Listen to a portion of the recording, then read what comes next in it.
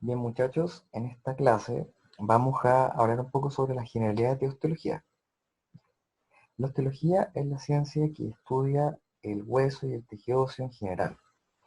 Como ustedes habrán visto en histología, el tejido óseo se clasifica en dos categorías. Existe el hueso compacto y el hueso esponjoso, donde el hueso compacto se caracteriza por ser un hueso denso, sin trabeculado, ¿cierto? Como lo ven acá, que tiene una membrana fibrosa externa que se llama periósteo, que es altamente vascularizado e inervado. E internamente otra membrana fibrosa que corresponde al endósteo y que tapiza la cavidad medular de los huesos largos. Por otro lado está el hueso esponjoso, el cual presenta este trabeculado y estas espículas óseas. Entonces se ve como un enmarañado de hueso que presenta estas pequeñas cavidades, como pueden ver acá. Eh, Existe diferente ubicación según cómo sea el hueso. Los huesos se clasifican según la forma, que lo vamos a ver un poco más adelante. Y, por ejemplo, cuando uno habla de un hueso largo, vemos que el hueso largo presenta hueso compacto, como ven en esta imagen, a nivel de diáfisis. ¿Ya? Esta parte se llama diáfisis, ya la vamos a ver. Y en las epífisis, que son los extremos del hueso, fíjense cómo desaparece el hueso compacto y aparece el hueso esponjoso.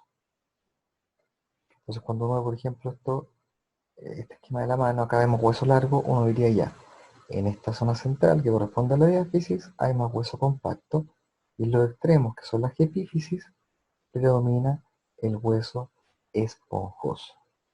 También en los huesos de tipo corto, como estos de acá, predomina el hueso esponjoso. La médula ósea corresponde a la sustancia del hueso. Se clasifica en dos. Existe una médula ósea roja, que es esta que se ve acá, y que normalmente la vamos a encontrar en las epífisis de los huesos largos y también al interior de los huesos planos, como el esternón, las costillas. Esta médula ósea roja se caracteriza por tener función hematopoyética, es decir, es un lugar de producción de células sanguíneas en los huesos. También encontramos una médula ósea amarilla. La médula ósea amarilla se ubica al interior del hueso, por ejemplo, en este hueso largo, fíjense acá, al interior de la cavidad medular. Y no es otra cosa que grasa, es decir, tejido adiposo. Fíjense acá en rojo, distribución de la médula ósea hematopoyética o roja. Entonces aquí uno ve que se acerca la médula ósea roja en el esqueleto apendicular y el miembro superior inferior, normalmente cercano a los extremos. En tanto, en el esqueleto axial, uno lo ve aquí en el esternón, en las costillas, en la columna vertebral. Los huesos los vamos a clasificar según la forma. Por ejemplo, los huesos largos van a ser huesos donde predomina la longitud. En estos huesos vamos a reconocer entonces una parte central que corresponde a la diáfisis.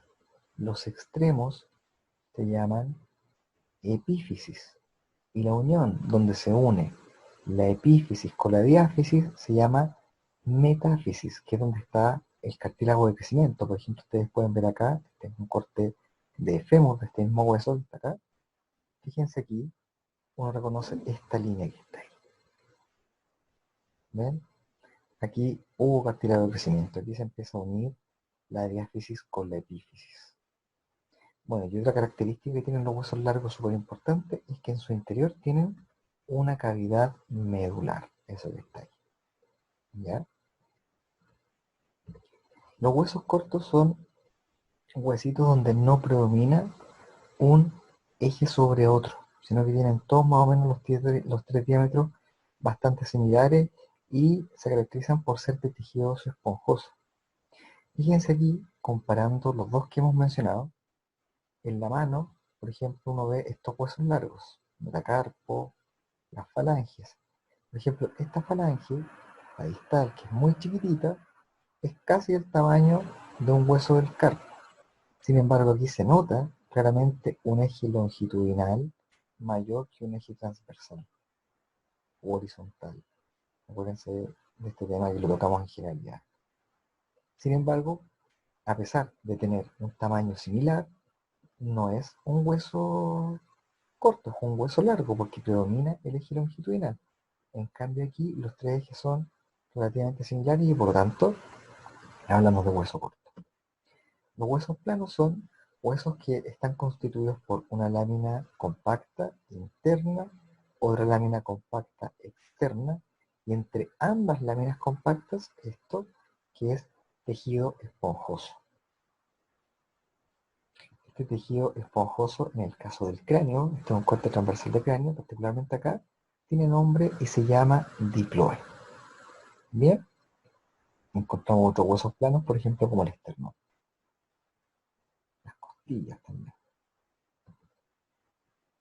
Huesos irregulares son huesos que tienen un patrón, una arquitectura similar, pero no son iguales entre sí.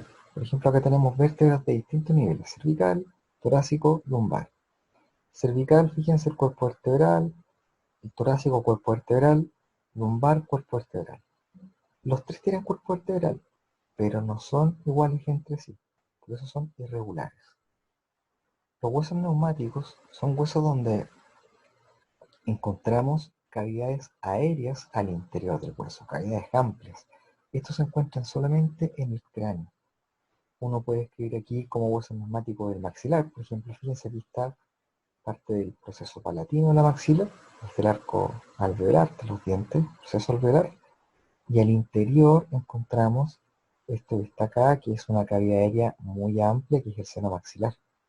O por ejemplo acá, en el esfenoides, tengo un corte sagital de cabeza, todo este hueso es el esfenoides, todo esto es esfenoides, y fíjense cómo es en su interior, es ahuecado. Este es el seno esfenoidal. O por ejemplo, en el interior del hueso etmoide se ven estas cavidades acá, bueno, aquí no está cortado, pero también hay ahí, o también hay acá. Todas estas son las celdidas etmoidales, ¿ya? Y acá arriba en el hueso frontal, encontramos acá el seno frontal. Todas estas cavidades aéreas están revestidas de mucosa y por lo tanto son susceptibles de inflamarse. Eso es cuando ocurre una sinusitis, por ejemplo, puede ser una sinusitis frontal, esfenoidal o maxilar, ¿ya? Entonces, huesos neumáticos, como definición, huesos que en su interior tienen cavidades aéreas, no tienen un relleno óseo. Todos están en el cráneo.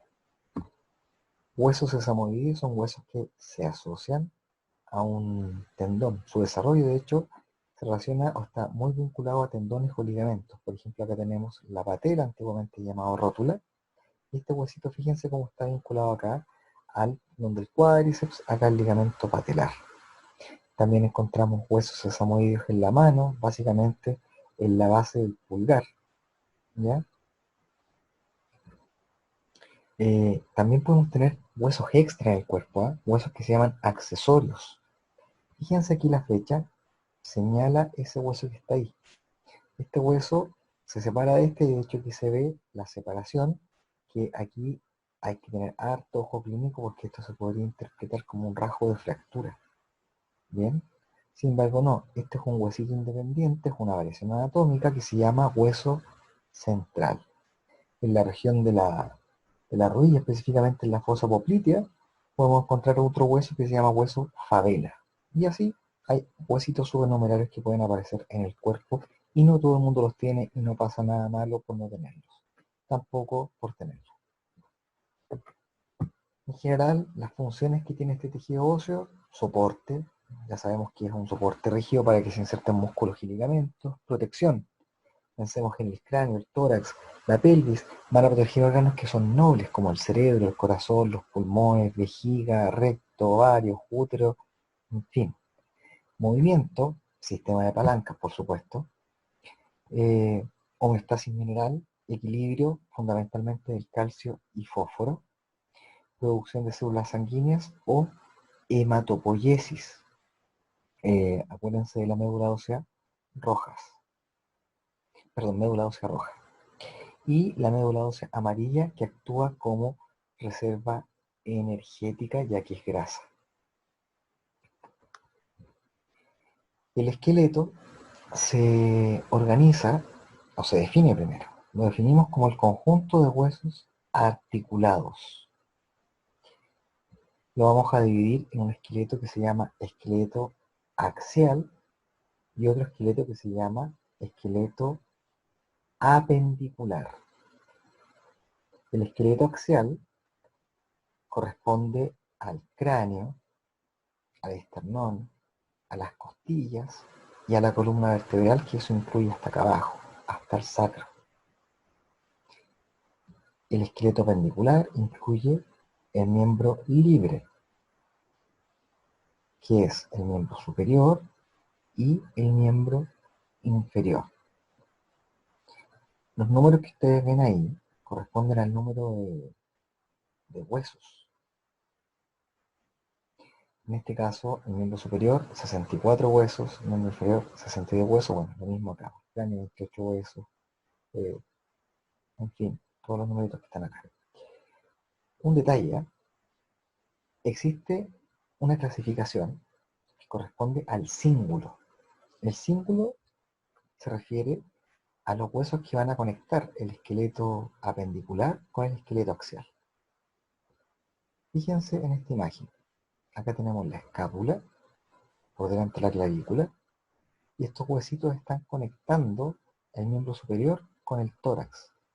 Esto se llama cíngulo pectoral. Por otro lado tenemos acá el fémur, y este fémur se conecta a la columna vertebral a través de este hueso que está acá que se llama coxal. Entonces este se va a llamar cíngulo pélvico. Entonces entendemos por cíngulo los huesos que conectan el esqueleto apendicular con el esqueleto axial. Sin embargo, el esqueleto apendicular va a incluir al cíngulo.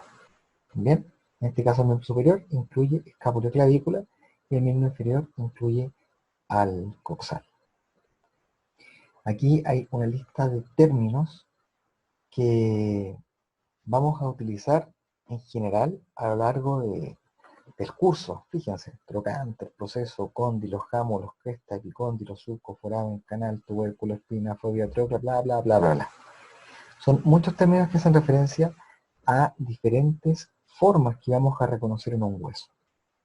Por ejemplo, aquí vemos un hueso largo, este es el húmero, y fíjense acá en su bíceps proximal, uno podría describir esto que se llama tubérculo menor, o esto que está acá que es el tubérculo mayor.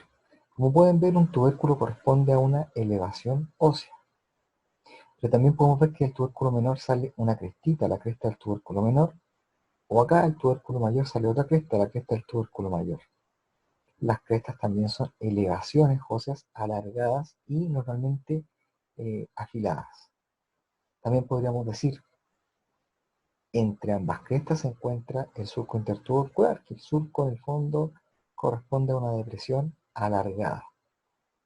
O en la epífisis distal podemos reconocer acá esta excavación, la vamos a llamar fosa, o acá también hay otra fosa. Bien, esto que está acá corresponde a un epicóndilo, porque está sobre una estructura acá que se llama cóndilo. O por ejemplo acá un orificio, los orificios se llaman forámenes. Ahora fíjense, una cosa es lo que sean y otra el nombre específico que tengan. Por ejemplo, esto es un tubérculo, pero concretamente el tubérculo menor, así como este es el tubérculo mayor. O estos forámenes, todos son forámenes, ese que está ahí o ahí, pero todos tienen nombre. Foramen lacerado, foramen rotundo, foramen oval, foramen espinoso, foramen magno, foramen yugular, etc. Entonces, una cosa es la característica ósea y otra el nombre que tenga esa característica. Normalmente cuando describamos las inserciones musculares vamos a ocupar mucho esto también con las inserciones de ligamentos. Bien muchachos, eso ha sido la clase de generalidades de osteología. Chau chau.